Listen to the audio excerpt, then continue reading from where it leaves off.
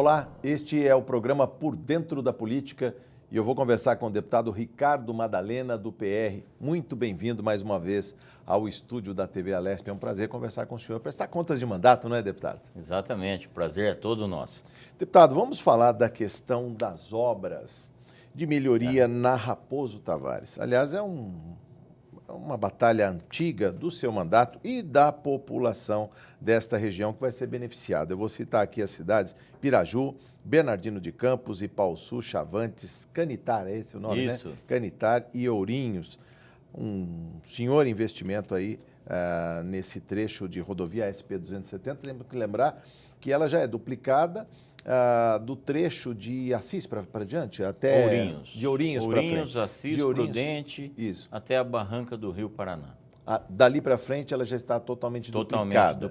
Mas do trecho, vamos dizer assim, que as pessoas conhecem a Raposo Tavares, no trecho aqui próximo à capital, por exemplo, que também é duplicado, mas depois ela afina e vai como uma SP, né, vamos dizer assim, até uma pista simples. Isso. Aliás, vamos falar dessa obra emblemática que o senhor lembra desde a época que o senhor era superintendente do DENIT aqui em São Paulo, não é? Exatamente. É dessa época aí que vem a gestão para a melhoria desse trecho da Raposo Tavares? Exatamente.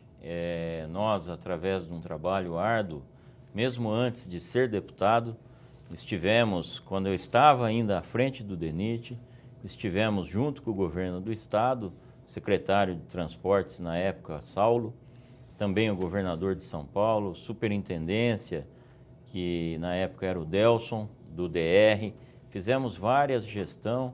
Fizemos também um baixo-assinado na região de Ipauçu, com mais de 6.000 assinaturas. Trouxemos até o secretário de Estado com os prefeitos do eixo da época, eu ainda nem deputado, 2013, se não me falha a memória. E de lá para cá uma luta muito grande, né? Tivemos sempre à frente dessa demanda. Sempre que eu pensava, se um dia for candidato, me eleger deputado, será uma das bandeiras que, como é hoje a fosfoetalonamina, a pílula do câncer e a Raposo Tavares. E graças a Deus sensibilizamos o governo, tivemos a frente parlamentar de duplicação da Raposo Tavares no ano de 2015. Assim que eu tomei posse, nós já tivemos essa frente parlamentar idealizada pelo nosso mandato, e de lá para cá diversas reuniões itinerantes nas cidades do eixo da Raposo. Sim. E sempre cobrando, periodicamente, reuniões, telefone, no próprio palanque, quando tinha oportunidade, junto com o governador, e graças a Deus hoje já é uma realidade. Sim. A Raposo Tavares já foi licitada agora no dia 1º de agosto, o trecho de Ourinhos a Itaí, que é essas cidades que você acabou de dizer que serão beneficiadas. Sim. De Ourinhos, passando por Canitar, Chavantes, Ipauçu, Bernardino de Campos, Timburi, Piraju e Itaí. Sim. Aí essa é a primeira fase. A segunda fase, que também já foi licitada, com uma diferença de 1 mês, 40 dias aproximadamente, uma proposta da outra, que vai de Itaí até Itapetininga, perfazendo 204 quilômetros de restauração e melhorias de obras. Nós temos a duplicação em si da cidade de Ourinhos até Ipauçu, perfazendo em torno de 27 quilômetros. Temos um VDM, volume diário médio de veículos, de aproximadamente 13.000 veículos. Isso já justifica uma duplicação? A recomendação, as normas técnicas do DR e do DENIT são acima de 8.000 veículos. Sim. Nós já estamos com quase 13.000 veículos. Então esse trecho será duplicado, porque ele pega todo o tráfego da 225, que vem de Jaú, Bauru, Santa Cruz. Ali sim será duplicado de Ipauçu até Ourinhos. Sim. E de Ipauçu até Itapetininga nós teremos restauração de todo o pavimento, reconstrução dos 2 acostamentos, teremos terceira faixas em diversos quilômetros, quase 50% com terceira faixa. O que aumenta sobremaneira a segurança da... Sem sombra de dúvidas. Nós vamos ter geração de emprego, ISS para as prefeituras, mas o principal da nossa luta é a segurança. A segurança que vai ser conhecida como antes e depois desta rodovia refeita pelo governo do estado. E principalmente, Jorge, que nós não temos o pedágio. Sim. Uma rodovia que vai ser executada pelo DR e não pela concessão. Então, o governo do estado que está fazendo o investimento, acredito que agora, em janeiro, nós devemos ter o início da primeira fase, dezembro, janeiro.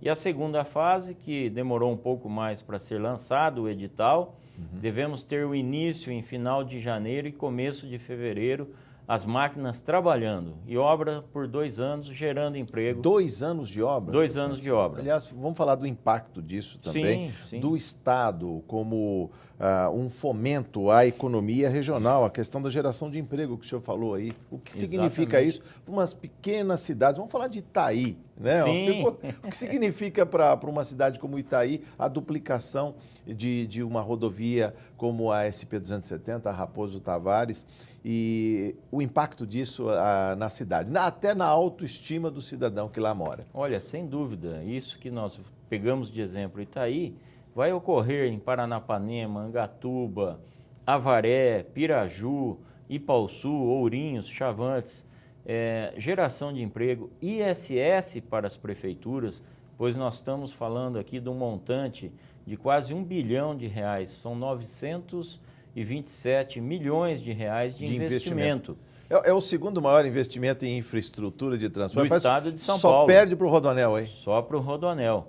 Nós temos quase R$1 bilhão de investimento, ao passo que o ISS é em torno de 5% das prefeituras. Isso subentende um reforço de caixa para as prefeituras que estão no eixo da Raposo, em torno de 40, 45 milhões de reais que vão estar nos cofres das prefeituras.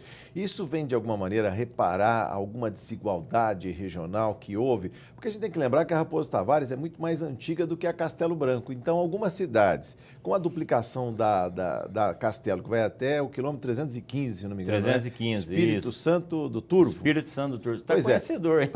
Pois é, vai até Espírito Santo do Turvo. Isso. Chega lá, quer dizer, modifica a geografia, né? Na verdade, as cidades, algumas ficam mais deprimidas. Elas estavam ali na beira da Raposo Tavares, mas ficaram pequenininhas. E outras foram crescendo, porque pegaram um eixo privilegiado, duplicado, reto, mais moderno, não é, deputado? Olha, Jorge, no passado as cidades se evoluíam, as cidades cresciam através da ferrovia.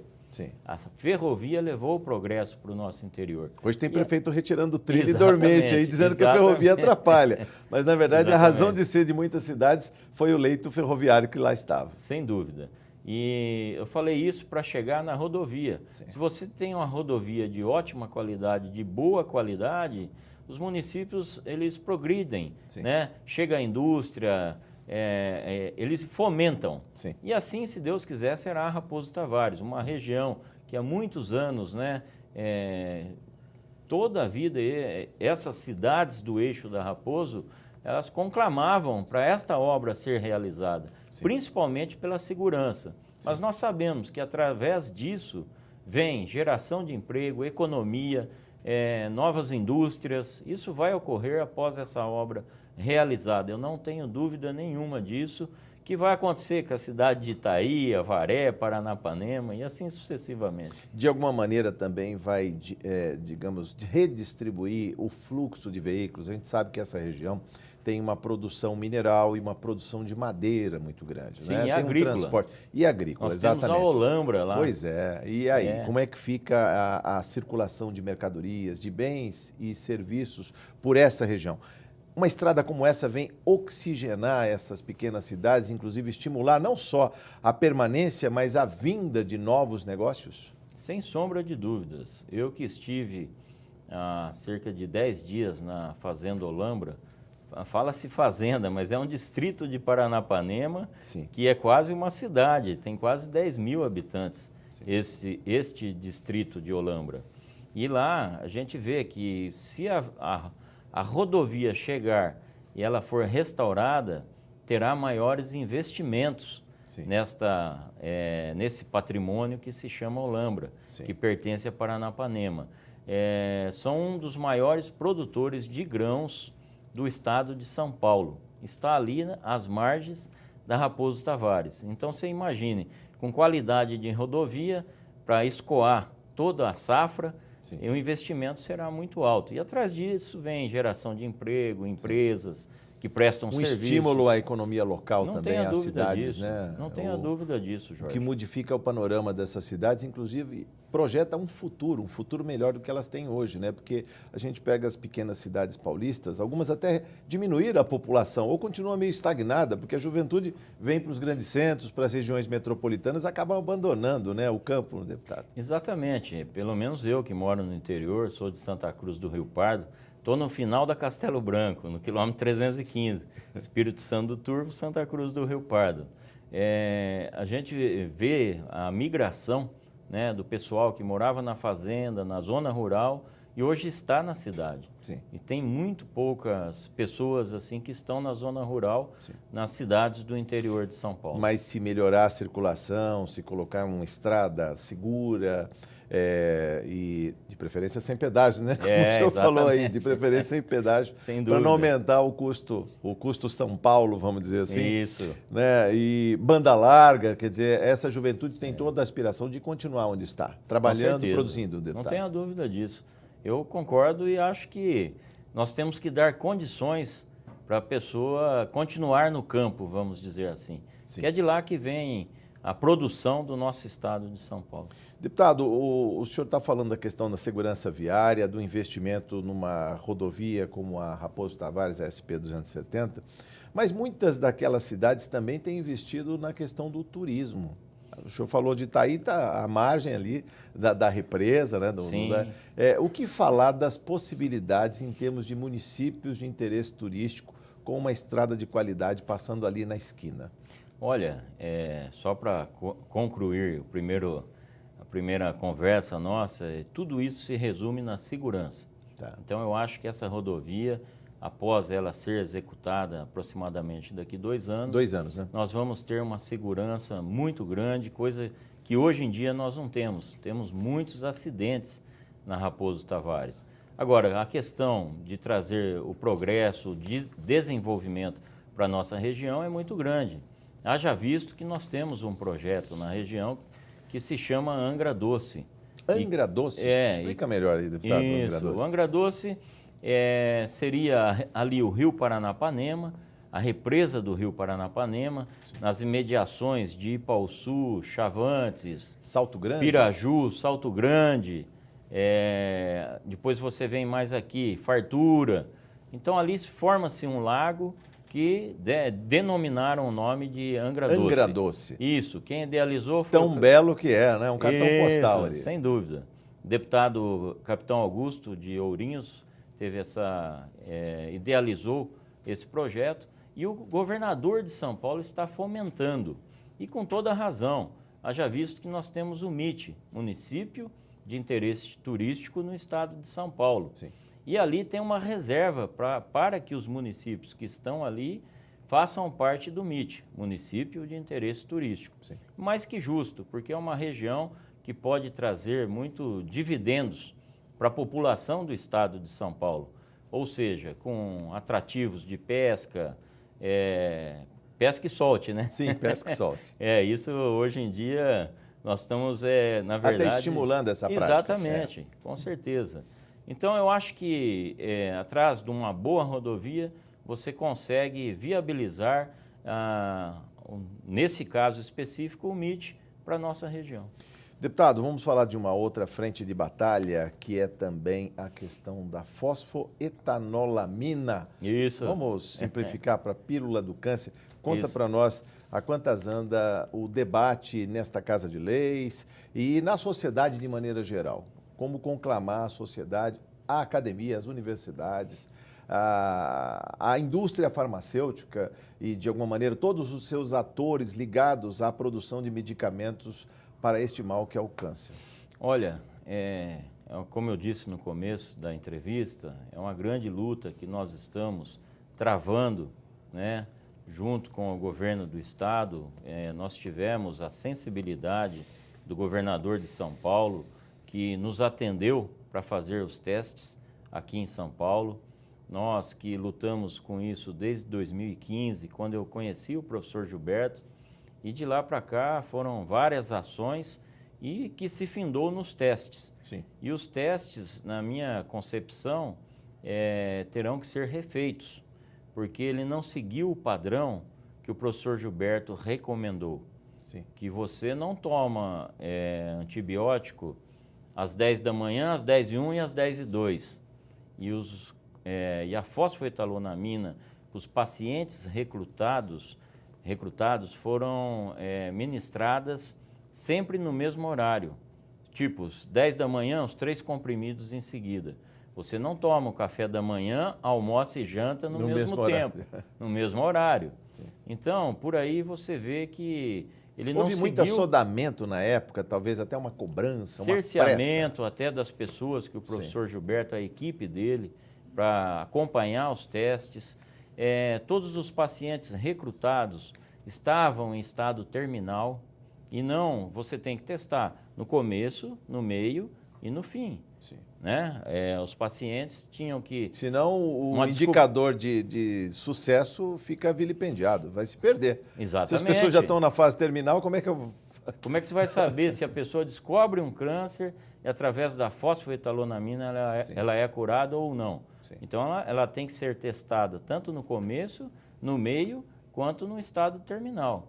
Então, na nossa concepção, isso vai ter que ser refeito. Sim. Nós estamos aqui na casa hoje com uma CPI instaurada, nós estamos apresentando os nomes para compor esta CPI, sim, na qual eu devo fazer parte desta CPI, com o maior prazer por ter um conhecimento muito vasto, sim, nesta área, né? E a gente vai tentar apurar se houve ou não, né? Investigar para ver se tem responsáveis ou não, da maneira que foi feitos os testes, que na nossa concepção não foi o correto. Mas aí se indica que o teste não foi conclusivo, isso de alguma maneira não joga mais para o futuro, né, a possibilidade de distribuição, até no caso do poder público, do Estado, desta pílula para os pacientes. Aliás, tem que lembrar que são mais de 600 mil casos de câncer registrados no país todos os anos, né? É importante que a doença, com o envelhecimento da população, tenha aparecido muito mais. O sofrimento das pessoas também está aí, porque não tem vaga em hospital. O diagnóstico, às vezes, é tardio, deputado. Quando se tem essa janela aberta, que é a possibilidade de cura ou de melhoria da qualidade de vida do paciente, por que o Estado não investe? Antes que outro lá fora, o senhor sabe que a pesquisa é planetária, né? Alguém na Coreia, no Canadá, tome, digamos, à frente dessa pesquisa e amanhã a gente tenha que pagar royalties para algum pesquisador lá fora para distribuir esse medicamento devidamente regulamentado aqui. Exatamente, Jorge. Costumo dizer que o câncer não espera. Essa doença não pode esperar. Nós temos que agir rápido. E fora a químio e a rádio, nós Sim. temos mais uma alternativa, que é a fosfoetalonamina. Sim. E o professor Gilberto, que é o químico, né, que é o inventor da pílula do câncer... Ele é de São Carlos? São Carlos. São Carlos. Professor, doutor, mestre em Química pela Universidade de São Carlos, a USP de São Carlos. São Carlos. Então, eu não vejo de outra forma a não ser a gente trabalhar para viabilizar essa substância e amanhã ela se tornar um remédio. Por quê? O professor Gilberto, de forma nenhuma, pensa em recurso. Patente, direitos sobre... Exatamente.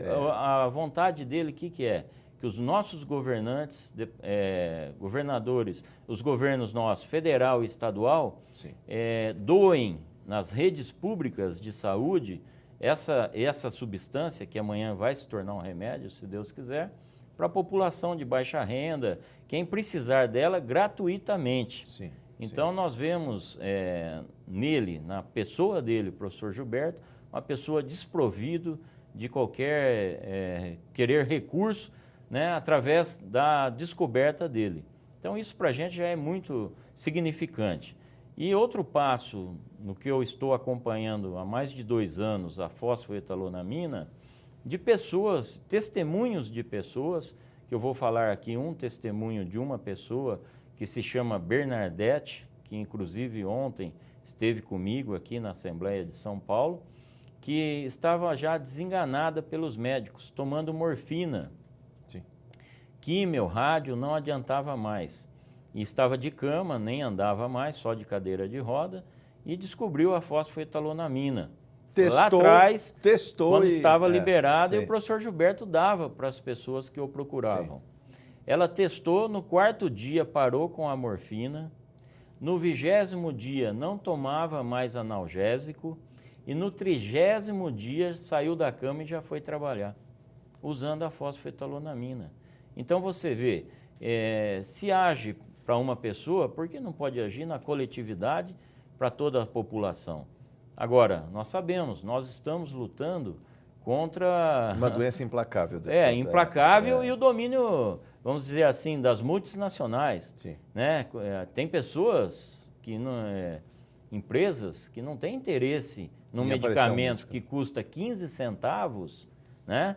Ao passo que um tratamento pelo governo federal, estadual, nas redes públicas de saúde, o custo de uma químio, uma rádio, quanto não custa isso para manter um paciente que ganhou uma nova sobrevida? Sim. É um absurdo, perto de um tratamento de fosfoetalonamina, que vai custar R$80, R$90, 8 meses de tratamento, uma pílula sem impostos. E por que tanta resistência, eu digo até oficial, seja dos governos, seja da justiça, seja das universidades, eles alegam dificuldades financeiras, não tem orçamento, não tem recurso sequer para pagar os professores, os servidores, as bolsas, quer dizer, como bancar, digamos, uma parte de um medicamento ou de um futuro medicamento que deveria ser distribuído no futuro aí pelo SUS.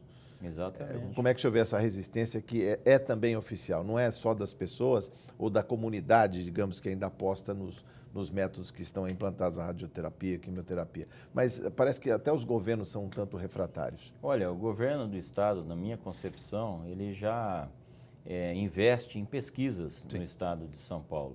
Mas ele teria que investir mais, até mesmo para nós termos alternativas aquilo que hoje existe em mercado.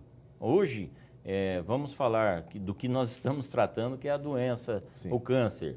Nós só temos a químio e a rádio. E aí você tem, existe um remédio nos Estados Unidos que custa R$400 mil uma caixa, uma ampola. Mas isso é acessível à nossa população? Não é. Então, nós temos que investir realmente em pesquisas para que isso, amanhã, essas novas descobertas, como a fosfoetalonamina, a pílula do câncer, venha a ser distribuída como remédio reconhecida pela Anvisa e tratar a nossa população, o nosso povo de São Paulo, do Brasil e, por que não dizer, do mundo. Como você disse, o professor Gilberto já foi sondado, já entraram em contato com o professor Gilberto um pessoal da China, que ficou sabendo dessa substância que ele desenvolveu e que ele pesquisa. Então, é como você disse, se aqui nós estamos encontrando barreiras, daqui a pouco vai lá fora, produz a fosfoetalonamina sintética lá fora e o Brasil passa a comprar para poder fornecer a sua população. A peso de ouro, diga-se de passagem. Exatamente. Deputado, ainda no tempo que nos resta, eu queria falar ainda sobre saúde pública, investimento do seu mandato aí no tocante à questão da saúde na região de Ourinhos, Assis, Santa Casa, tem novidades ali? Olha, o que o senhor anda dialogando com o governo do Estado, com a Secretaria de Saúde? Inclusive, nesta semana agora que passou, estive com o secretário da Saúde de São Paulo, Davi Uip, com a diretoria da Santa Casa de Ourinhos, que a Santa Casa de Ourinhos ela se aparelhou, né, para receber o credenciamento do SUS na área de oncologia. E eu fui muito contra nós credenciarmos um, descredenciar outro. Lutamos bastante para credenciar a cidade de Ourinhos, mas não em demérito de outro. Eis a questão de eu estar fazendo gestão junto com o secretário de Estado para que a Assis ainda continue no hospital regional, atendendo os pacientes da região e que não precisem se deslocar até a cidade de Ourinhos, que neste ano foi credenciado. Essa luta já vem desde o ano passado com os prefeitos do CIVAP, que é da região de Assis, e continuamos essa demanda junto com o secretário para que Assis também seja um braço e atenda, assim como está atendendo hoje, a Santa Casa de Ourinhos, que tem radioterapia. Assis não tem rádio, só químio, e Ourinhos está fazendo rádio e químio.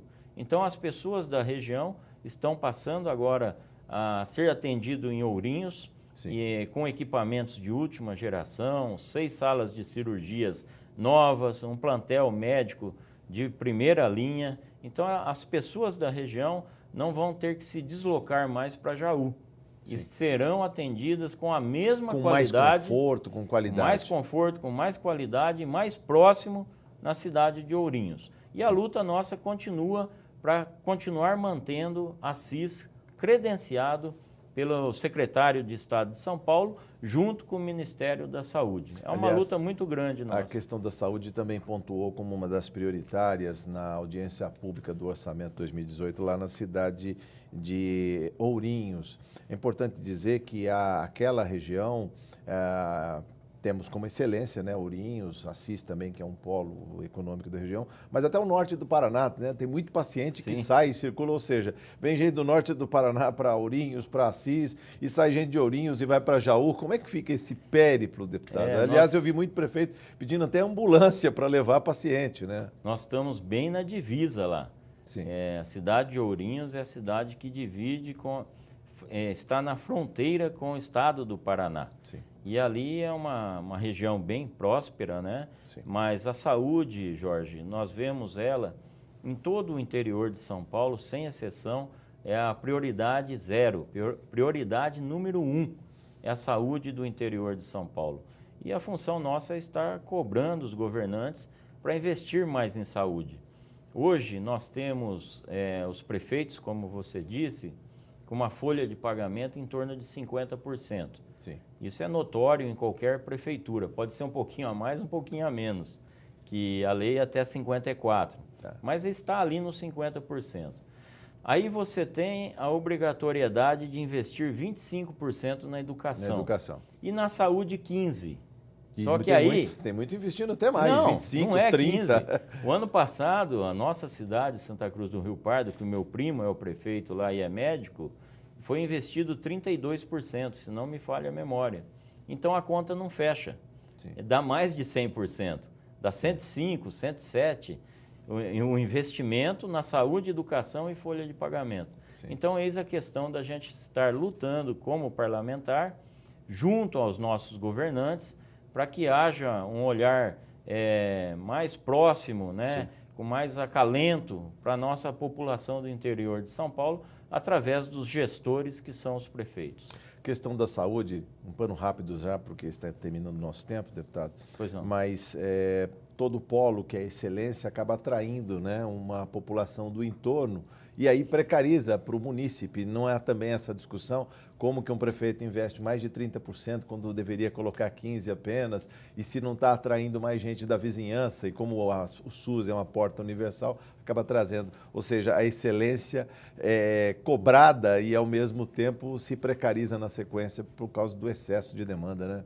Exatamente, mas para isso que tem os consórcios. Sim. Nós temos na nossa região, né, a UMES, que é o consórcio ali dos prefeitos regionais, que aí, um exemplo, a cidade menor, às vezes ela não tem uma Santa Casa, ela só tem os primeiros socorros. Sim. Aí ela investe na Santa Casa Maior, que é de Santa Cruz do Rio Pardo, exemplo, São Pedro do Turvo, Sim. Espírito Santo do Turvo, que uma emergência que requer um cuidado maior vai até a Santa Cruz do Rio Pardo. Mas aí os prefeitos se conversam, se unem e se ajudam. Só assim para a coisa andar e funcionar. Em termos de saúde pública, principalmente. Deputado, muito obrigado pela sua entrevista. Volte mais vezes, é sempre um prazer conversar com o senhor. Eu que agradeço, deixo aqui um abraço a todos que estão nos assistindo pela TV Alesp. Eu conversei com o deputado Ricardo Madalena, do PR. Você ficou por dentro da política. Muito obrigado por sua audiência.